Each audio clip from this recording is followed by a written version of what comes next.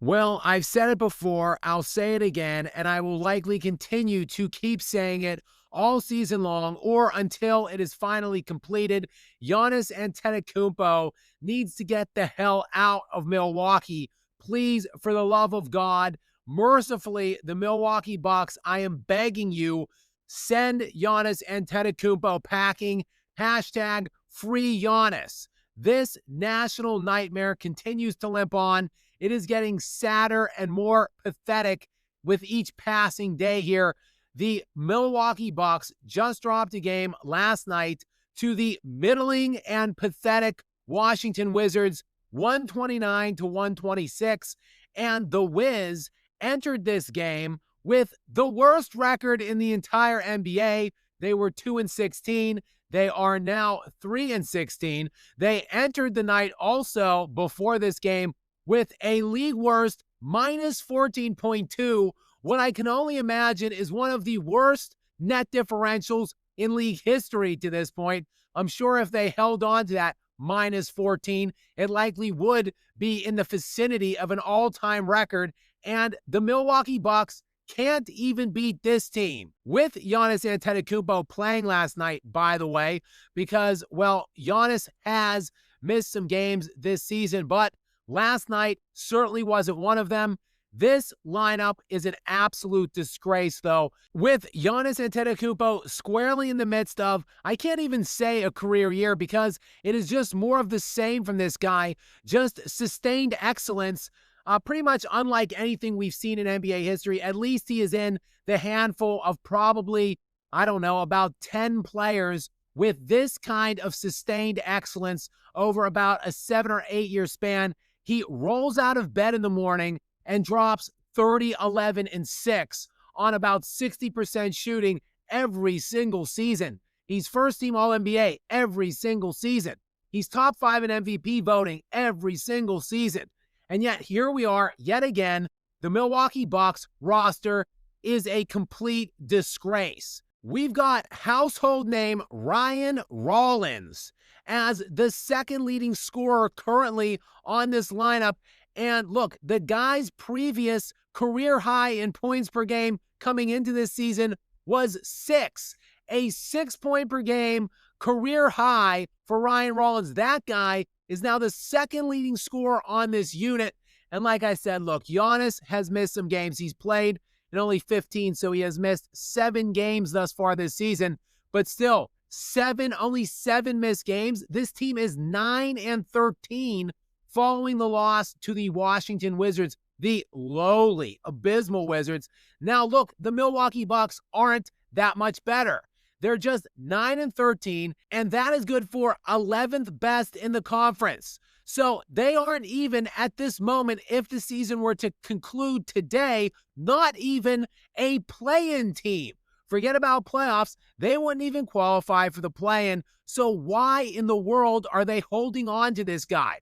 Why are they continuing to make him suffer through yet another abysmal season in which they have not done anywhere near enough to give him remotely close to a lineup that can be any semblance of competitors in even the Eastern Conference, forget about in the entire NBA?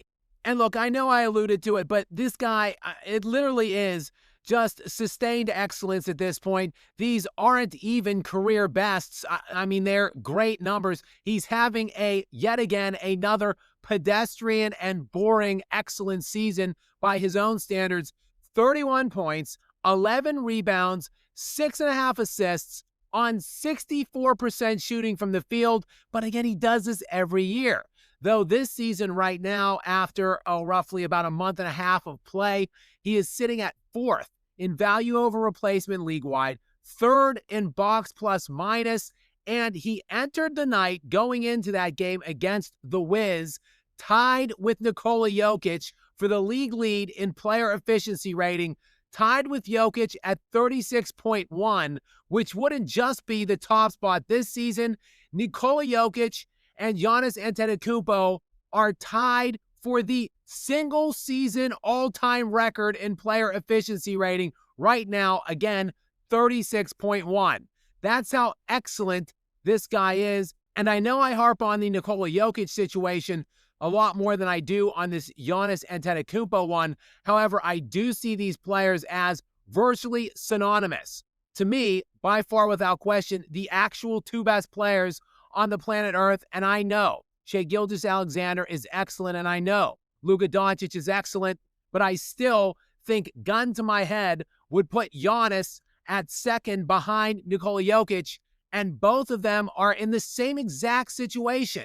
Two elite all-time players, two all-time top 15 players. Yes, I'm going to say that both of them are top 15 all-time, and they have just been stuck and trapped with middling organizations their entire career. They're both far too classy to request or demand or whatever, ask out of their existing situations. They're just going to stay there seemingly and go down with the ship unless the organization decides to do what is right by them. So even if Giannis isn't going to ask out, the Milwaukee Bucks should do what's best for Giannis at this point, because Giannis isn't getting them any closer to being competitive, obviously, as, again, they sit right now at just 9-13 and 11th in the Eastern Conference. Even if this team does pull it together and go on some semblance of a run, what are they going to be? A 7 or 8 seed at best in the NBA playoffs? They are going nowhere anytime soon, and it really would be best for player and franchise to move on, because Giannis still carries with him an immense amount of value in the open trade market. So look, his value will likely never be higher to the franchise. Why not leverage what they have right now to start a rebuild and start building for something in the future? And then poor Giannis would at least be paroled out of this bleak situation in Milwaukee for the remaining few years of prime that he still does have left. I know that he could help a handful of teams right now in the NBA. Hell, there is no team in the NBA that would not be putting together some kind of a package for this guy.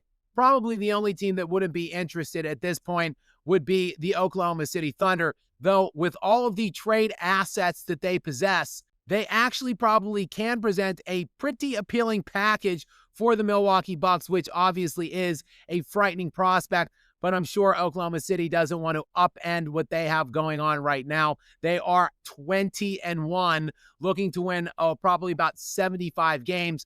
But other than Oklahoma City, there is not a single team in the league that wouldn't be very interested in Giannis Antetokounmpo. Again, one of the handfuls of historical greats that the league has ever seen, who again is just in the midst of another crazy career-type year, which again has the Milwaukee Bucks going absolutely nowhere.